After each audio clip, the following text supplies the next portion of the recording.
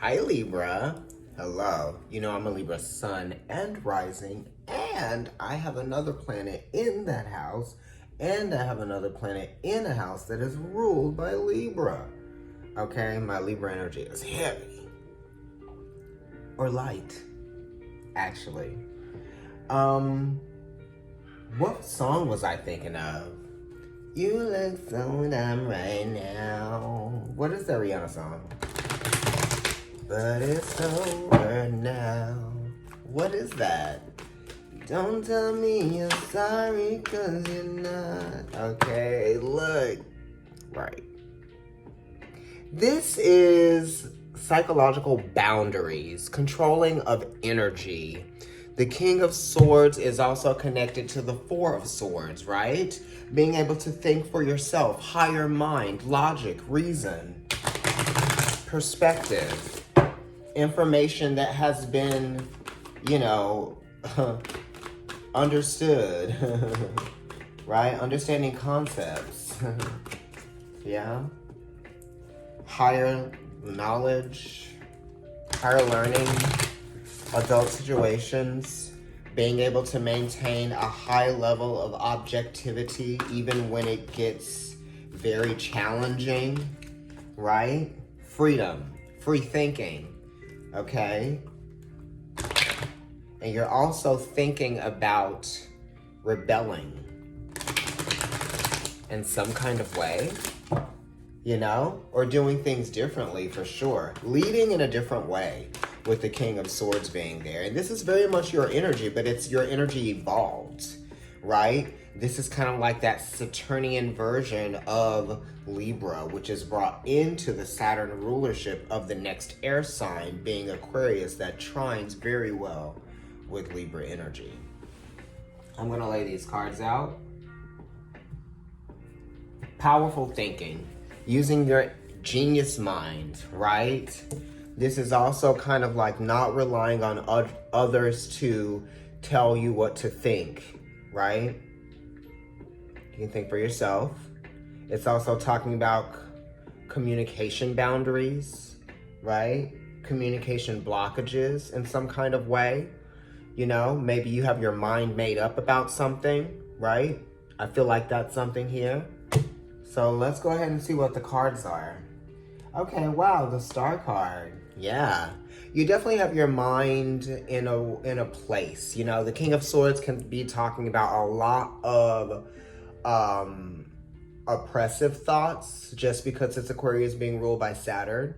It's wanting to break free of the oppressive thoughts. It's wanting to have the freedom to move, right? The freedom to, just have the space to think.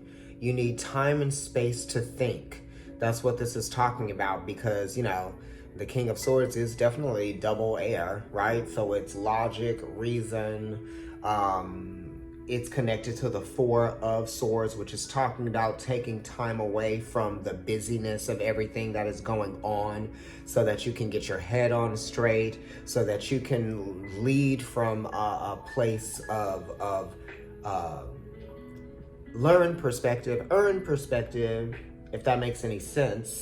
And then that's just emphasizing that energy with a Star card here, mental strength, right? But sometimes we become mentally exhausted, and that's what the King of Swords is talking about, the mental exhaustion, okay? The psychological exhaustion, the over and the over again, right?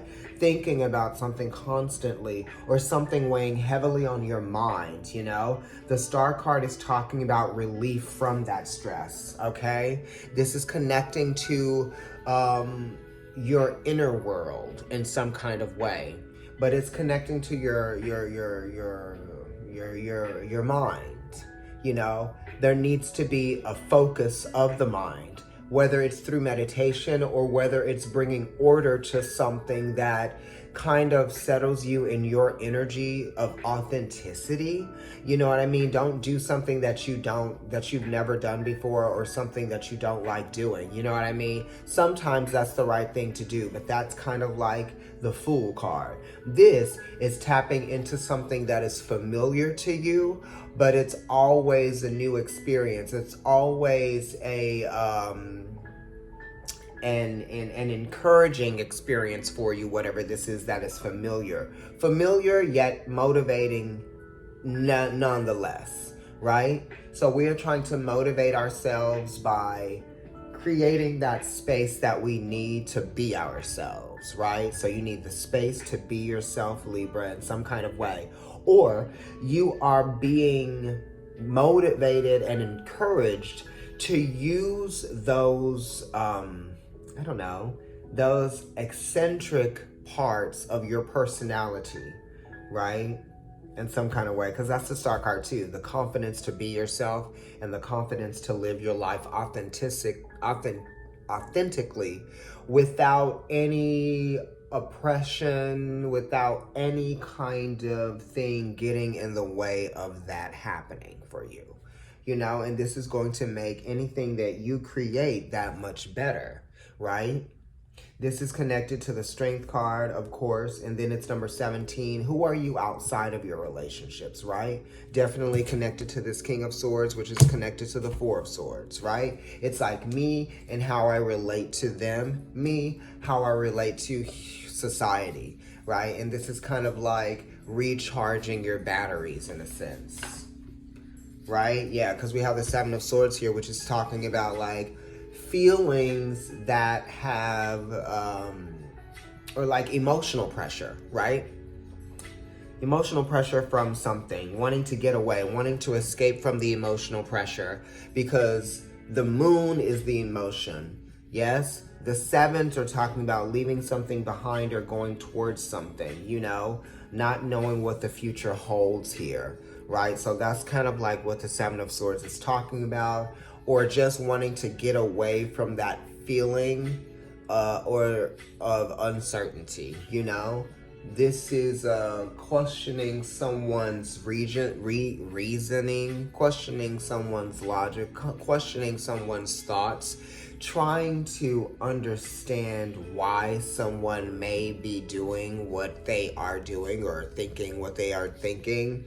Or this could just be like your emotional security is being challenged by, you know, unexpected energy or something like this. Because the Seven of Swords is like Aquarius, and it is like not knowing which direction something is going in, right? Needing more information, you know, not deceiving yourself, okay? So the High Priestess is talking about you listening to your intuition, following your divine guidance, trusting in your divine guidance, right? Very much connected to the throat chakra and the crown chakra as well, right? With the moon being above the head of the High Priestess here.